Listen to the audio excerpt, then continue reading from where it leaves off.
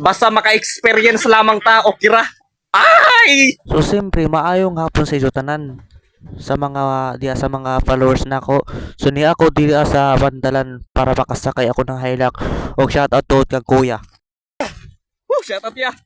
Dari kami nakasakay panto kami sa pantukan kuman kay Yap, dili lang mao sa pantok kay mga ligo kami kuman dari ako si Kwan shout out ya.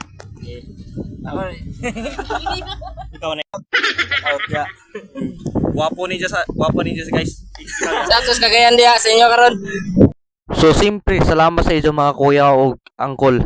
So salamat. So dari na kami sa Tinaguan Falls. Hintay kun amo ini si Ja.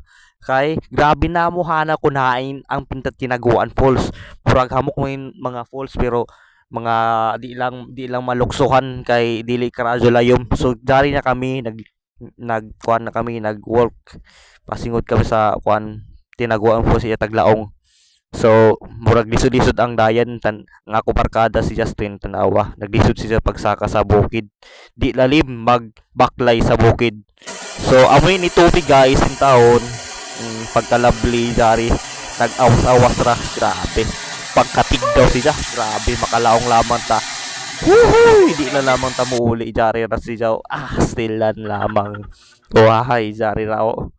Higda-higda ta diri sa tubig kay waya may itong Tinaguan Falls ka lang maluksuhan ko dyan siya madive ini ra kan diri kanta.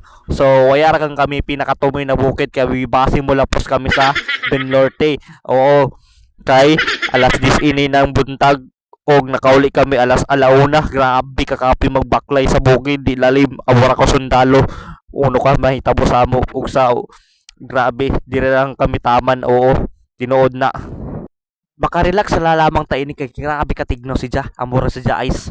Oo, ma-feel ni makatignaw ni Ja. So dire ani ta nag-video ani ako. Pasensya na sa ako vlog inya ani gud ako vlog sa sugod ta. Oo.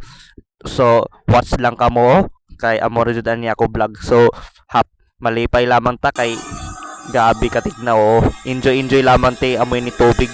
So di sa karadyo layon pero gana ang views diri. Gana ang view. Oo.